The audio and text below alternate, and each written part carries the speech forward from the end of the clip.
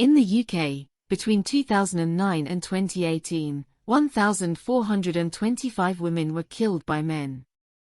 Each of these women was a daughter, a sister, a mother, a friend, a colleague, and a member of our society. Behind each of these statistics is a story of a life cut short, a family shattered, and a community left to mourn. But the problem of violence against women is not limited to those 1,425 women. We must also never forget the families and friends left to grieve, who have been robbed of their loved ones far too soon. In this documentary, we will hear the stories of some of the women who were killed, and the impact that their deaths had on those who knew them. Speaking from a father's perspective, I do not want any other father to hear that their daughter's gone missing like I did, and then for them to hear she's been found dead. No other father will have to see their daughter's body in the mortuary and be told they are unable to touch her or kiss her one last time.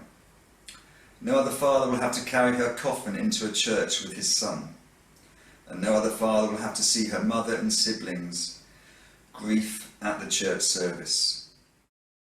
I will make sure I get you home safely in a taxi, were the words of Edward Tenniswood, whom he had met 20-year-old India Chip Chase, outside a club, in the early hours of January 30, 2016. Tenniswood did get India into a taxi, but he didn't get her home. Instead, he took her back to his flat where he then raped and killed her. She was having a night out with friends at a club, dancing and drinking. But her friends noticed she seemed upset about her on-off relationship with her boyfriend. At some point after midnight, India disappeared. India had decided to go home, and club security had found her a taxi. But when the driver asked her for the fare in advance, she got angry. She tried to go back into the club to rejoin her friends, but she was deemed too drunk to re-enter. Christopher Christen saw her outside the club at about 1 a.m., talking on her phone. "I think she was trying to get through to someone," he said. It seemed like she was crying. India was trying to get in contact with her on-off boyfriend. Christen noticed an older, balding man, wearing a thick jacket and a rucksack, approach India. He put his arm around her and said, "We'll make sure we get you home in a taxi, safely." That man was Tenniswood. Described by his landlord as a friendless loner and his lawyer as an oddball, Tenniswood was a bookkeeper who lived on his own in a rented flat. His furniture was covered in plastic sheets, there were newspapers spread over the floors, and his computer was covered in cling film. After approaching India outside the club, Tenniswood managed to get her into a taxi. He told the taxi driver to let them out several hundred meters from his flat.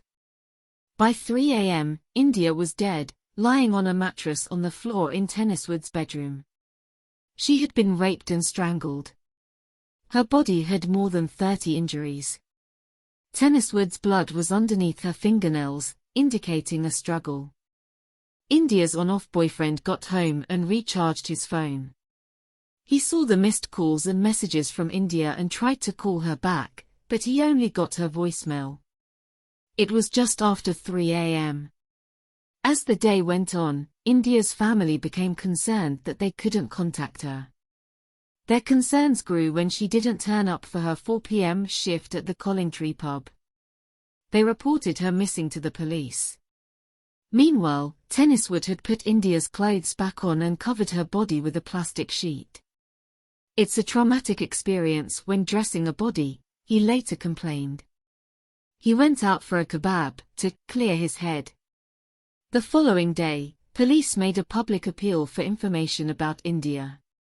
When they checked CCTV footage taken outside the club, they saw India being approached by Tenniswood. One of the officers recognized him. Even though he didn't have a criminal record, they broke down the door of his flat and found India's body. Police found Tenniswood at a nearby hotel, where he'd been drinking beer. He didn't seem surprised to see them. "I suppose you've been to the house," he said to them. "You've found what you're looking for." Tenniswood was charged with the rape and murder of India. At his trial in July 2016, he claimed that he and India had had consensual sex, and that her death was accidental. Tenniswood told the court that he'd bonded with the 20-year-old in the street outside the club, because both of them had been refused entry. He said she'd willingly gone back to his flat, where they'd shared a tender moment in his bedroom. He told the court India had put his hands on her neck and pushed, hinting that she wanted him to keep pushing. I, in my overeagerness to please her, either sustained the pressure just too long or just gripped too tightly, he said. The jury didn't believe him. They took just 1 hour and 45 minutes to return a unanimous, guilty verdict. Remembering India Eve Chip Chase. A beautiful soul cruelly taken too soon. What he has done is destroyed us all. I tried to tell my girls that monsters don't exist, but they do. It's him. He is a monster for what he did to Ali. He has robbed us of all such a beautiful person, and we all miss her so much. Thank you. Alison Farr Davies, 42, was killed by her boyfriend Dean Jones, 38, who was jailed for 17 years. A court heard Alison, a lawyer, became addicted to drugs while she was living in Cardiff, where she studied her degree. Alison's life took a downward turn and she struck up a relationship with Jones. Jones had a history of using heroin and had 114 criminal offenses on his record. Alison was described in court as a very gentle, loving and kind person, who doted on her nieces, and went out of her way to help people in need. Her family, who run a law firm, said they have struggled to get over their loss. Alison was found dead, wearing only a bra, at her flat in Swansea. Dr. Richard Jones said the probable cause of death was her head and chest injury. Alison had multiple fractures to her ribs and left arm, a bowel injury and bite marks. A post-mortem report found Alison suffered a brain hemorrhage and possibly survived 12 to 18 hours after being injured. Alison was killed by Jones just days before her 43rd birthday, a birthday she shared with her mother. Neighbors had witnessed her looking distressed in the days leading up to her death, and one passerby said they saw a male dragging a person by her hair. On the evening before Alison was found dead, a neighbor heard a noise that sounded as though someone had fallen down the stairs. When she looked through the letterbox, she saw Alison with a gaping wound on her forehead. The neighbor told Jones to call an ambulance but said he looked not to have a care in the world. On September 13, 2016, Jones ran into the road wearing just boxer shorts and shouted for help, despite knowing Alison was already dead. Miss Farr Davies had clearly been a clever and talented woman whose achievements had been overshadowed by her addiction to drugs.